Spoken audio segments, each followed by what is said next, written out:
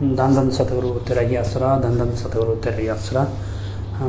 आप देख रहे हैं फेथ वर्सेस वर्डिक्ट। मैं डॉक्टर मोहित इंसा, परम पूजनीय संत डॉक्टर गुरमीत राम रहीम सिंह जी इंसा के अनुयायी, उनकी सोच व सच्चाई इस फेथ वर्सेस वर्डिक्ट से आप सभी लोग जानते रहते हैं।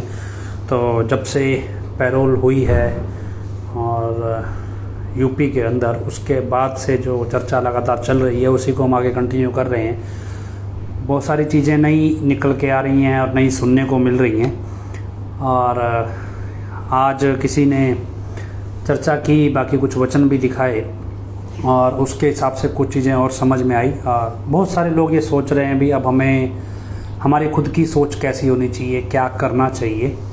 और बहुत से लोग कॉल करते हैं भी हम पिताजी को ढूंढने की कोशिश करें, कहाँ ढूंढें, कैसे ढूंढें, किधर जाएं और क्या करें। मतलब कुल मिला के यही एक रहता है भी क्या करें। तो हमने इस प्रोग्राम में टाइटल रखा है भी जो जिस जन को प्रभु दर्श प्यासा, नानक तैके बलि बलि जैसा।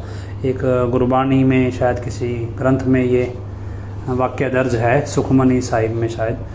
तो एक्चुअल में क्या है कि बहुत से लोग सोच रहे हैं अभी रिसर्च या सर्च किसकी, कैसे, क्यों, कहाँ, किधर, किस तरह, कुछ नहीं मालूम है।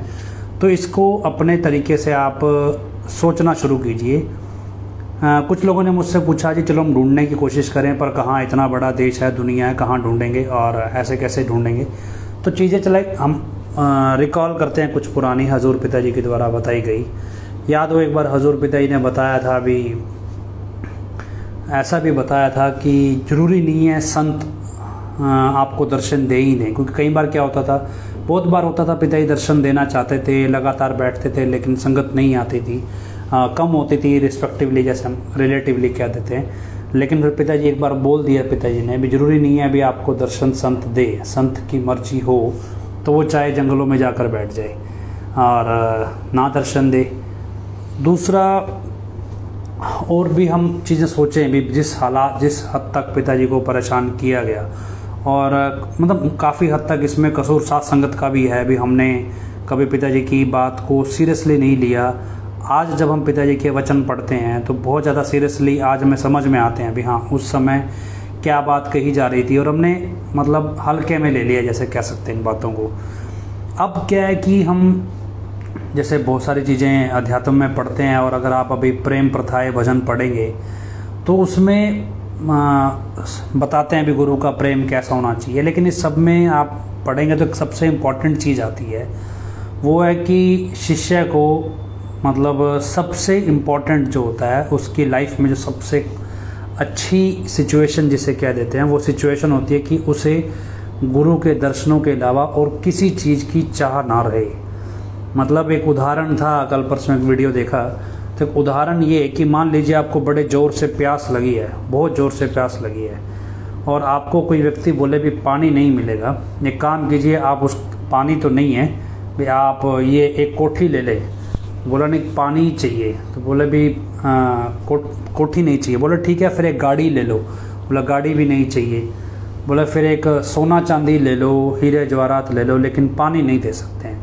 मतलब क्या है कि जब पानी पीने की प्यास इतनी प्रबल हो जाए कि आपके सामने उस समय कुछ भी आ जाए इंसान के सामने, उसे पता है भी सिर्फ पानी से ही प्यास बुझेगी।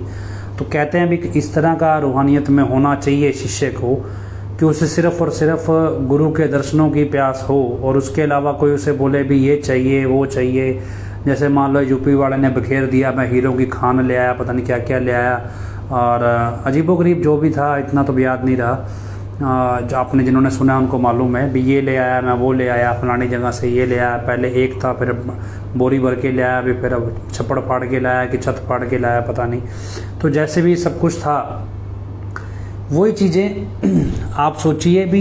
अब शिष्य की जो लाइफ में ऐसी भी सिचुएशन आएगी जहाँ पे उसे कुछ नहीं चाहिए, उसे चाहिए भी नहीं, सिर्फ मुझे मेरे गुरु का दर्शन चाहिए, इसके अलावा कुछ नहीं चाहिए। जैसे पानी की प्यास सोने चांदी से या हीरे जवाहरात से नहीं बुझाई जा सकती, ऐसे गुरु के दर्शनों की प्यास। मेरे को भी बड़ा अजीब लगता था। हम बहुत सारे लोग सोचते भी, जब पिताजी दर्शन दिया करते, सुबह शाम मजलिस होती, सत्संग होती और इस तरह की बातें सुनाया करते, वचन किया करते, तब सोचते ही नहीं थे भाई ऐसी सिचुएशन कैसे आएगी भाई, जब व्यक्ति को कोई भी चीज़ ना चाहिए हो भाई, दर्शन तो हमें आम ही हो जाते हैं, तो फिर ऐसी सिचुएशन कैसे आएगी भाई हमें कुछ चाहिए ना हो। तो शायद ये इस आज के समय के हिसाब से लिखा गया है, क्योंकि हम जैसे अब जो लोग जिनको ठीक है जो उस पखंडी के चक्कर में आ गए हैं, लेकिन जो एक्चुअल में हजूर पिताजी की तलाश में हैं उनके सामने सिचुएशन है। अब उनको बोलो भी नहीं जी आपको बड़े बड़ी सेवा दे देते हैं, बोला नहीं चाहिए, बोला आपको प्रबंधक बना दें, नहीं चाहिए, आपको 45 मेंबर बना दें, बोलो कुछ नहीं चाहिए, सिर्फ हजूर पिताजी के दर्शन करा दो, दैट्स इट। तो ये सिचुएशन लाइफ में आ गई और आ रही है, और इस जो थॉट, इस जो फीलिंग्स हैं, ये फीलिंग्स जितनी स्ट्रॉन्ग होती जाएंगी शायद हमें उस समय समझ में आएगा भी इस वचनों के मायने क्या हैं। और मुझे लगता है कि चीज़ें बहुत सारे लोग पर्सनली भी पूछते हैं कि क्या करना चाहिए, तो यही है कि हम सब मिलकर इसी चीज़ की अरदास करते रहें वे हमें किसी भी तरह हजूर पिताजी के दर्शन नसीब हों, और इसके अलावा कोई दूसरी डिमांड ना हो। ये ना हो भी अभी हमारे को भी PR की फाइल लगवानी है, बीमारी ठीक करानी है, घरेलू परेशानी है, वगैरह वगैरह बहुत सारी समस्याएं देखो इंसान के जीवन में रहती हैं, लेकिन फ़िलहाल ये सारी चीज़ें साइड में हैं। सिर्फ एक ही चीज़ की डिमांड, और वो डिमांड ये कि हजूर पिताजी की किसी भी तरह हमें दर्शन होने चाहिए, दर्शनों के अलावा कुछ और नहीं चाहिए। आज जब ये सवाल आपसे पूछा जाए भी आपको एक तरफ त्रिलोकी की दौलत और एक तरफ गुरु का दर्शन हो, तो सिर्फ गुरु का दर्शन ही चाहिए और कुछ नहीं चाहिए। और जब इस चीज़ की खोज में आप निकलते हैं, खोज का मतलब ये नहीं होता अभी जाके मंदिर, मस्जिद, गिरजाघर, गुरुद्वारा या और जो भी धार्मिक स्थान हैं या वैसे जो भी जगह हैं आप वहाँ जाके ढूंढने लगे, एक एक को देखने लगे। ये खोज हमारी अपने आप से होती है, खुद को खोजना है एक्चुअल में। ये खोज ऐसा नहीं भी पिताजी को खोज रहे हैं, आप खुद को खोज रहे हैं। खुद को खोजना क्या है कि ईश्वर की तलाश, ईश्वर की डिमांड, मतलब क्या है कि जब आप खुद को तलाशना शुरू करेंगे तो आपको ऐसे लोग भी मिलेंगे जो, जब आप गुरु की तलाश में हैं तो मतलब अपने आप को तलाश रहे हैं कि मैं कहाँ हूँ, मेरी तो हस्ती रही नहीं, गुरु से मेरी हस्ती थी, गुरु है नहीं, गुरु के दर्शन हो नहीं रहे, और मैं कहाँ हूँ, मेरी कोई पहचान बची ही नहीं है। और जब ये सब कुछ छोड़ के जब आप अपनी पहचान मतलब गुरु, आप अपनी पहचान को ढूंढना जब शुरू करेंगे, निकलेंगे, तो आपको ऐसे कई लोग और भी मिलेंगे आपके जैसे, जो आपसे पहले सालों से, दशकों से ये सारे इस दौड़ में दौड़ रहे हैं। भी उन्हें क्या चाहिए, वो खुद की पहचान क्या है, गुरु से आपकी पहचान है, तो गुरु की हस्ती है जो है, और उससे आपकी पहचान है। इसका मतलब आप खुद को जब ढूंढने निकलेंगे तो वहाँ आप, हमें लगता है कि जैसे अब सोच रहे हैं, हम भी कोशिश कर रहे हैं इस चीज़ को समझने की, और जितनी समझ में मेरे आ रही है, और उसी तरह मैं आपको थोड़ा बहुत समझाने की कोशिश कर रहा हूँ भी हम खुद को खोजना है। उसमें क्या है कि हमारी हस्ती सिर्फ हमारे गुरु से है, इसके अलावा कुछ नहीं है। ये सब तो चीज़ें एक आध्यात्मिक तौर पे हमें समझ में आती हैं भी हमें इस दिशा में बढ़ना है, लेकिन इसके अलावा जो दुनियावी तौर पे हो रहा है, जैसे दुनियावी तौर पे क्योंकि क्या है अब इधर जो ये नौटंकी हुई है, इस सब के बाद बहुत सारी चीज़ें बदल गई हैं। जानकारों का ये भी मानना है कि जितना भी डेरे के पेपर वर्क है, जैसे डेरा कागजात, क्योंकि बहुत बड़ी संपत्ति है, वो सारी संपत्ति हनीप्रीत के नाम ट्रांसफ़र हो गई है या हो रही है। उस सब में क्या है कि ये भी माना जा रहा है भी ये संपत्तियों में जो बाहर के डेरों की संपत्ति है, संभव है भी हनीप्रीत वो संपत्तियां 45 मेंबरों को बेच दे और उसका जो पैसा है वो ले जाए विदेश में या कहीं ऐसी जगह।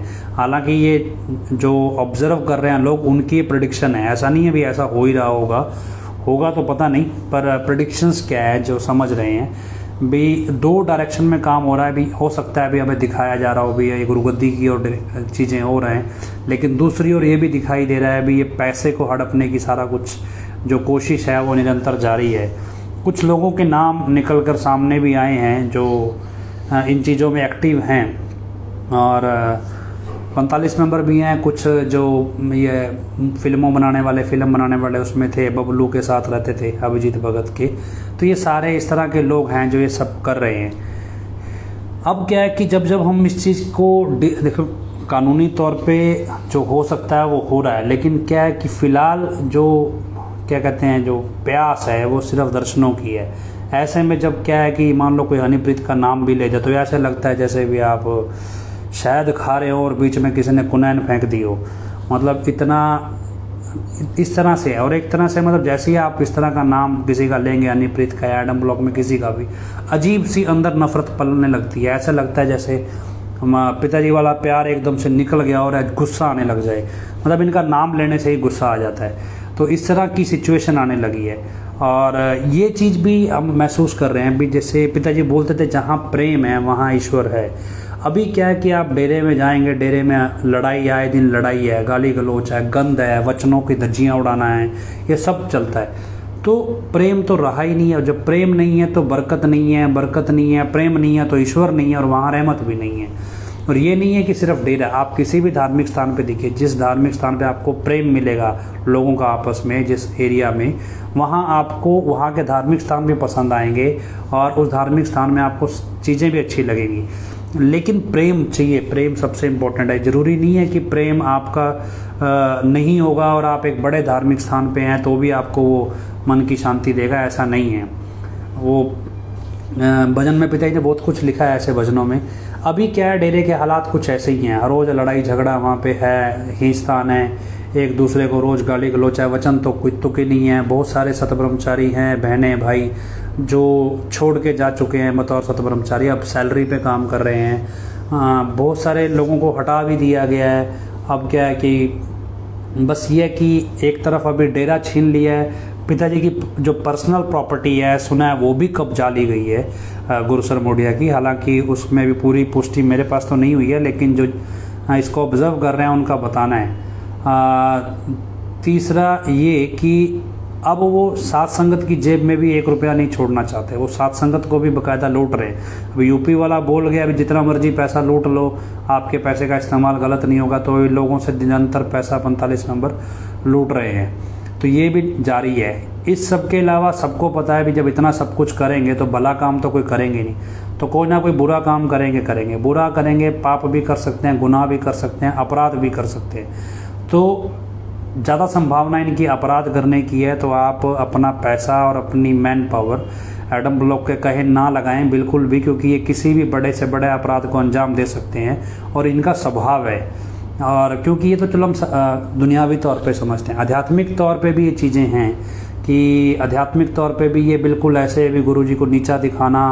और भी हनीप्रीत को क्या है, चमगादड़ जैसी शक्ल है उसकी, नेपालन वैसे लगती है, लेकिन ना जी ये तो भैया हुर की परी है, इसी को देखना है। और मतलब क्या है कि आप यकीन मानो, आप किसी पूरी दुनिया में किसी के सामने हनीप्रीत का नाम आपके मुंह से गलती से निकल जाए, मतलब ऐसे देखा जाता है आपको भी आपने बॉर्डर क्रॉस कर दिया, अभी किस घटिया औरत का आपने नाम ले दिया। लेकिन क्या है कि अब चापलूसों की कोई कमी नहीं है। जो लोग रूहानियत को थोड़ा बारीकी से समझते हैं उनका ये भी कहना है, जैसे सचखंड हॉल है, जब सचखंड हॉल बनाया गया था तब हजूर पिता ने बोला था भी 30 फीट की जो है वो ईंटों की डाट बनाएंगे, क्योंकि सचखंड हॉल में नींव नहीं रखी गई थी। नीचे जैसे पिलर लगते हैं नींव के बड़े बड़े, बेस मतलब ज़मीन के अंदर जैसे चौड़े चौड़े पिलर लगते हैं, वैसा नहीं था, ये डायरेक्ट बनाया गया था। तो उसमें 30 फीट की डाट लगाई गई थी। तो किसी ने, इंजीनियर ने बोला जी ये टेक्निकली पॉसिबल नहीं है, तो इसको आप ना करें। तो पिताजी ने बोला कैसे भी कम है 30 फीट, कहते नहीं ये तो बहुत ज़्यादा है, कि चलो फिर ऐसा करो इसको 40 फीट कर दो। पता नहीं 20 का 30 किया था कि 30 का 40 किया था, तो 40 फीट कर दिया गया उस डाट को।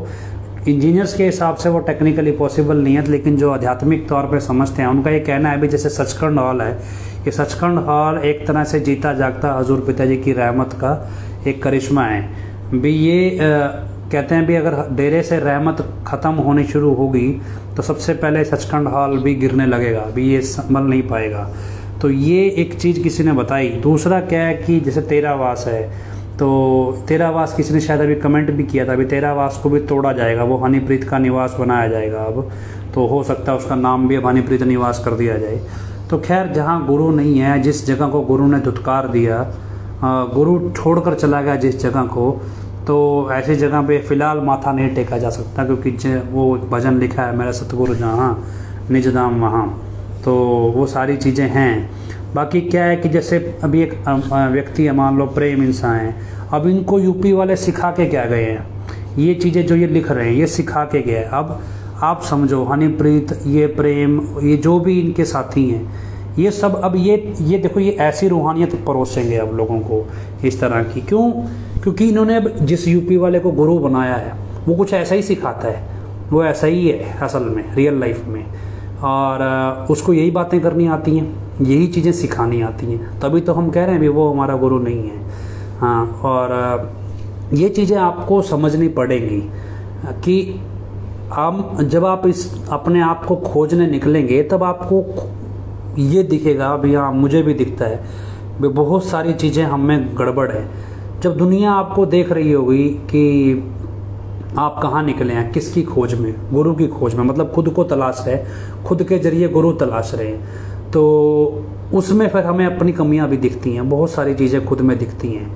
और ये प्रेम इंसान जी का भी बंद तो मेरे से होगा नहीं, अब क्या करें भी, ये हनीप्रीत के आशिकों की कमी नहीं है, खैर छोड़िए। तो क्या है कि खुद को जब आप तलाशेंगे तो आपको खुद की कमियां दिखेंगी। क्यों? जब दुनिया आपको देख रही है भी आप अपनी हस्ती, मतलब अपने गुरु को तलाश रहे हैं, उसके जरिए अपनी हस्ती ढूंढ रहे हैं, तब आपको लगेगा दुनिया आप में कोई कमी ना देखे। और जब आपको कोई कमी ना देखे जब दुनिया आप में, तब आप खुद को सुधारने की कोशिश करते हैं, और फिर आपके जरिए दुनिया आपके गुरु को देखती है। मतलब क्या है, जैसे वो मेरे को अब कुछ चीज़ें समझ आ रही है, हालांकि पता नहीं मैं सही हूँ कि नहीं भी, मेरे जरिए मतलब आपके जरिए लोग गुरु को देखें, गुरु के जरिए आपको, जैसे पिताजी बोलते हैं अभी वो भी अपने आप को करें सजदा, वो शीशे में आता है भी, क्या है भी जब हम खुद को तलाश रहे हैं तो अपनी हस्ती तलाश रहे हैं, उसमें गुरु ढूंढ रहे हैं, और गुरु को ढूंढते ढूंढते खुद की कमियां ढूंढ लेते हैं और वो दूर करते हैं कि हमारे जरिए अब हमें देख के दुनिया देख रही है, भी देखते हैं इसको गुरु मिलेगा कि नहीं मिलेगा, और फिर आपकी छवि से लोग गुरु की छवि ढूंढने लगते हैं। और फिर गुरु कभी किसी दिन ऐसा आए जो आपके जरिए अपनी हस्ती कायम करे और हमारा नाम कभी गुरु के साथ जुड़ जाए। और ये मुझे लगता है कि शिष्य के लिए सबसे सर्वश्रेष्ठ जीवन होता है भी, एक तरह से भी शिष्य के लिए। और यही चीज़ आप मुझे इस अपने आप को जब खोजने निकलेंगे तो ये चीज़ आपको मिलेगी। मुझे कुछ लगने लगी है, और मुझे लगता है फिर दुनिया आपके जरिए आपके गुरु की छवि देखती है। अब जैसे आप प्रेम इंसान के जरिए हनीप्रीत की छवि देख रहे हैं, इसी तरह जब आपका व्यवहार जैसा होगा, जैसा आप, क्योंकि ये आपको खुद को ढूंढना है, ऐसा नहीं है भी आप अपनी कमियां देख के सुधार रहे हैं। असल में जब आप अपने अंदर अपने गुरु की हस्ती ढूंढने लगेंगे, फिर आपको लगेगा कि मेरे अंदर गुरु की हस्ती बने कब, जब इतनी सारी कमियां हमारे में हैं, और वो कमियां जब हम दूर करेंगे तो हमें दुनिया देख रही है, और इसके जरिए गुरु की हस्ती स्थापित होगी, फिर गुरु उस हस्ती में साक्षात भी आएगा। तो कुछ ऐसा ही है भी जीवन में, और यही चीज़ शायद लोग हमने भी ये तलाशने की कोशिश की भी, लोग किस तरह से गुरु को तलाश रहे हैं या ईश्वर को तलाश रहे हैं। वो किसी किताब के जरिए तलाश रहे हैं, कोई मूर्ति के जरिए तलाश रहे हैं, किसी पत्थर के जरिए, किसी यादों के जरिए, किसी संतों के जरिए, कैसे भी करके अलग अलग, किसी तस्वीर के जरिए। तो ये सब के जरिए लोग ईश्वर को तलाश रहे हैं, लेकिन उनकी तलाश कहाँ है? जब आप उनको पढ़ेंगे तब आपको उनके जरिए उनका ईश्वर, आप उनके जरिए उनका ईश्वर को पढ़ेंगे, उनके व्यवहार से उनके ईश्वर को पढ़ेंगे भी। हाँ, मान लो आपको सपोज मुसलमान कोई मिल जाए, आपको लगे भी यार कुरान के जरिए भगवान तलाश रहा है, फिर जब आप उस व्यक्ति को पढ़ेंगे तो उसके जरिए आप कुरान पढ़ेंगे, और कुरान के जरिए आपको ईश्वर समझ में आएगा। इसी तरह सिख है या हिंदू है, ऐसे ही लोग जब हमें पढ़ें तो हमारे जरिए हमारे गुरु को पढ़ें, और हमारे गुरु को पढ़ें, फिर उनको समझ में आए कि ईश्वर कैसा होता है इनका, और कैसे ये सब कुछ है। ये सारी चीज़ें जब आप बैलेंस होगा, मुझे लगता है कि जो ये सर्च हमारी है वो वास्तव में सर्च हमें हमारे गुरु की हस्ती को पहचानने की सर्च है। वो ये नहीं है भी गली मोहल्ले में जगह जगह गेट खोल के ढूंढते फिर वो भी गुरु जी कहाँ हैं, लेकिन वो अपने आप आपको आपकी खुद की खोज खुद से है, और ये आपको कहाँ ले जाएगी मालूम नहीं, पर मैं इस चीज़ को महसूस कर रहा हूँ इन दिनों, और हो सकता है और लोग भी महसूस कर रहे हों। तो खैर ये सब चीज़ें आप जैसे मर्जी समझिए, लेकिन फ़िलहाल धरातल पे साथ साथ जो काम हो रहा है उसमें ये समझिए कि आपको एडम ब्लॉक के किसी भी काम को कहने पे करना नहीं है। आप किसी भी उनकी जनसभा में मत जाइए। जो ये कर रहे हैं आप यकीन रखिए एक ना एक दिन ख़त्म हो जाएगा, और उम्मीद है कि थोड़ा जल्दी, ज़्यादा समय नहीं लगेगा। समय की कोई सीमा तो बांध नहीं सकते हैं, लेकिन उम्मीद है अभी ज़्यादा समय नहीं लगेगा। पर क्या है कि जब हम गुरु की हस्ती तलाशने निकलेंगे तो शायद उतनी जल्दी गुरु काम करे कि एक कदम उसकी ओर बढ़ाएं, तो वो 1 लाख अपने वचनों के हिसाब से हमारी ओर भी बढ़ाएं। तो ये सारी चीज़ें आपको, हमें सबको मिलकर समझनी है, और इस खोज को जारी रखना है, और इस खोज को समझना है, और उसके जरिए गुरु की हस्ती स्थापित करनी है, खुद की हस्ती नहीं करनी है। जब आप खुद को, बहुत से लोग क्या होता है, जैसे हम मान लो कोई भजन गाते हैं, भजन गाने के बाद क्या है, अभी हम सिंगर को एस्टैब्लिश करने लगते हैं, या फिर हम खुद को जस्टिफाई करने लगते हैं। मान लीजिए कि मैं कहने लगूं भी मैंने तो भैया ये किया, ये किया, ये किया, ये किया, किसी ने कुछ नहीं किया, फलाने ने कुछ नहीं किया, मैंने कहा। तो ये क्या है, जब हम अपनी हस्ती बनाने लगते हैं तो फिर गुरु की हस्ती नहीं निकलती है। तो गुरु की हस्ती जहाँ रहेगी वहाँ व्यक्ति की नहीं रह सकती। तो आपके जरिए, हमारे जरिए हमारा गुरु पढ़ा जाए और लोग उसकी हस्ती को पहचाने, इस तरह से बिहेव कीजिए। हनीप्रीत को पढ़ना हो तो आप प्रेम इंसान को फॉलो कर सकते हैं। तो खैर क्या है कि अब हालांकि हो सकता है हनीप्रीत की आईडी हो, क्योंकि ऐसी आइडिया उनको बनाने का IT विंग को बना के देते रहते। पर क्या है अभी, अब कहना भी गाली दें तो किसको दें, जब कह लो भी DNA ही वैसा हो तो क्या तो कहें। तो खैर फ़िलहाल आप हमारा, क्योंकि सारा फोकस हमारा हजूर पिताजी पे होना चाहिए, और ये जो आतंकवादियों की दुनिया है, ये जो धर्म के नाम पे धंधे चलाने हैं, ये जो अय्याशी करने की दुनिया है जो हनीप्रीत ने परोसी है, और एक तरह से बुराई का नया, जैसे मतलब अभी तक के इतिहास में कलयुग सबसे पीक पे है। तो जितने सतयुग, त्रेता, द्वापर, अभी कलयुग है, तो कलयुग में बुराई का सबसे बड़ा पिलर जो एस्टैब्लिश किया है हनीप्रीत ने, तो उसके बावजूद हम अब इस सबको इग्नोर करके आगे बढ़ें। तो ये ही गुरु की हस्ती जैसे जैसे आपके अंदर बढ़ती जाएगी, वैसे वैसे आप देखिएगा समाज में भी बढ़ती जाएगी, और अपने आप बढ़ती है। आपको महसूस होगी, नहीं ऐसा हो नहीं सकता, मुझे महसूस होती है, जितनी मुझे लगती है आपको भी महसूस होगी, आप देखिएगा। और इसके अलावा बाकी सबसे बच के रहिए, और भी जो भी, क्योंकि बहुत सारे लोगों को दर्शन हो रहे हैं, बहुत सारे लोग हमसे साझा करते हैं अपने पर्सनल एक्सपीरियंस। वो भी एक चीज़ आप ध्यान रखिएगा, हजूर पिताजी ने बोला था जैसे आपको दर्शन होते हैं तो आप, पिताजी कहते हैं अपनी आस्था की टोकरी वहीं खोलें जहाँ उसकी कदर हो। ऐसा नहीं है भी आप एडम ब्लॉक के या हनीप्रीत के आशिकों को इम्प्रेस करने के लिए उनको दर्शनों की कहानियाँ सुनाएं, ऐसा नहीं है। तो आप कहानी वहाँ सुनाएं जहाँ उसकी कीमत हो, जहाँ वो गुरु की हस्ती को लोग समझते हों, इस तरह से बढ़ें। ये नहीं है कि मान लो मैं कल को कहूँ भी गुरु जी मुझे मिल गए, यहाँ पे बैठे हैं, हम दर्शन करवा देंगे या हो जाएंगे आपको, या मैं कहूँ भी 6 महीने में आपको दर्शन हो जाएंगे। ये चीज़ कभी हमें खुद को तलाश नहीं देगी नहीं। हम वही फिर वो क्या हो जाएगा, एक टाइम बाउंड हो जाएगा। फिर कोई पैसे का लालच देता है, फिर कोई अपना अहंकार दिखाता है, मेरे पास पैसा है, मेरे पास गाड़ी, मेरे पास पावर है, मेरे पास सोर्सेज हैं, मैं तो कर ही सकता हूँ दर्शन। ये चीज़ नहीं आपको ले जाएगी। आपको धौंस देने लगे भी नहीं, मैं तो जा ही सकता हूँ और मुझे बताओ, ये बताओ, तो आप, हम उस रेस में नहीं है अभी। हाँ, एक व्यक्ति को मिल जाए उसके बाद वो सारी जगह शोर मचा दे, तो वैसा नहीं है। हम इस सर्च को जारी रखेंगे। यही इतिहास आपको आध्यात्मिक लोगों का पुराना इतिहास समझाएगा भी कैसे होते थे वो लोग, कैसे समझते थे। हमें लगता है हम सबको मिलके बहुत कुछ सिखाएगा। और ये जब चीज़ होगी भी, जब आपको, हमें सबको मिलकर लगे भी सिर्फ गुरु का दर्शन चाहिए और कुछ नहीं चाहिए, और उसके बाद जब पिताजी बोलते हैं भी दर्शन कहना, ये कैसी कसक सतगुरु तूने दिल को लगा दी है, सोचा था प्यास बुझी है तो और बढ़ा दी है। जब दर्शन हो जाए तो फिर आपको लगे नहीं अब तो दूर नहीं होने चाहिए। तो ये सारी चीज़ें क्या है, ज़िंदगी है, बढ़ती रहेगी, आगे चलती रहेगी। तो खैर हम उम्मीद करें, प्रार्थना करते रहें भी हजूर पिताजी के चरणों में हमारी प्रार्थना पहुँचे, हम इन सब चीज़ों को सीख भी पाएँ। हो सकता है हजूर पिताजी ये सब कुछ हमें सिखाना चाहते हों, तभी ये हालात पैदा किए गए हों। और यही शायद वैसे शायद हम इन चीज़ों को कभी समझ नहीं पाते कि अगर हमें आसानी से दर्शन उपलब्ध हो रहे थे, और आज हम उन चीज़ के महत्व, उस चीज़ की कीमत जान रहे हैं, वैल्यू समझ रहे हैं भी दर्शनों का कितना महत्व होता है, गुरु के दर्शनों का, संतों के संग का कितना महत्व होता है। और कैसे बुराई चाहे कितनी भी हो, लेकिन संत का जब संग मिल जाए तो वो सारी बुराई मतलब दिखाई नहीं देती है। लेकिन अब एक एक चीज़ दिखाई देती है, और दुनिया में कहीं दौड़ लें शांति नहीं है। तो वो शांति मिलेगी तब जब सतगुरु का दर्शन होगा।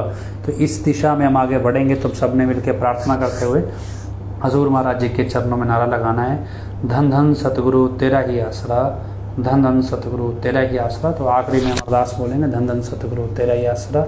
हे मालिक तुझे लाज है, अब बहुत हो गया, तू दया में रहमत कर, तेरे प्यार मोहब्बत की राह में हमें कोई दुख तकलीफ़ ना आए। तो ऐसी रहमत बख्श व सबको सुमति दे, किस तरह से देनी है यह तो सब जानता है, जिसको जैसे देनी है वैसे दे, वो तेरी मर्जी। धन धन सतगुरु तेरा ही आसरा। और आखिर में कव्वाली सुन रहा था आज मैं, तो उसमें एक कहानी आई थी। वो कहानी लास्ट में थोड़ी सी आपको बताते हैं।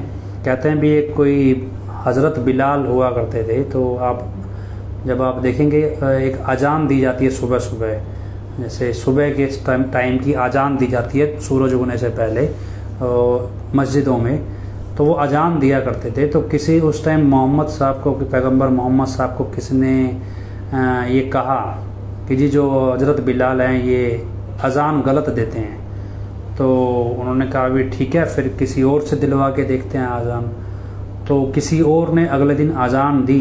तो कहते हैं अभी अगले दिन नहीं निकला, रात ही रह गई, दिन निकला ही नहीं। जब दिन नहीं निकला तो वो जो बिलाल थे शायद किसी के यहाँ नौकर थे, तो वो गए मोहम्मद साहब के पास भी, ये क्या हो गया जी आज दिन नहीं निकला। तो मोहम्मद साहब कहते हैं अंतर ध्यान हो गए। उन्होंने कहा भी ईश्वर का आदेश है कि ईश्वर को जो आपका गुलाम है, जो आपका नौकर है, वो ईश्वर को बहुत ज़्यादा पसंद है। तो और उन्होंने कहा है भी जब तक हज़रत बिलाल अजान नहीं देंगे तब तक दिन ही नहीं निकलेगा, रात ही रहेगी। तो कहते हैं भी उसके बाद हज़रत बिलाल ने अजान दी तो उसके बाद दिन निकला।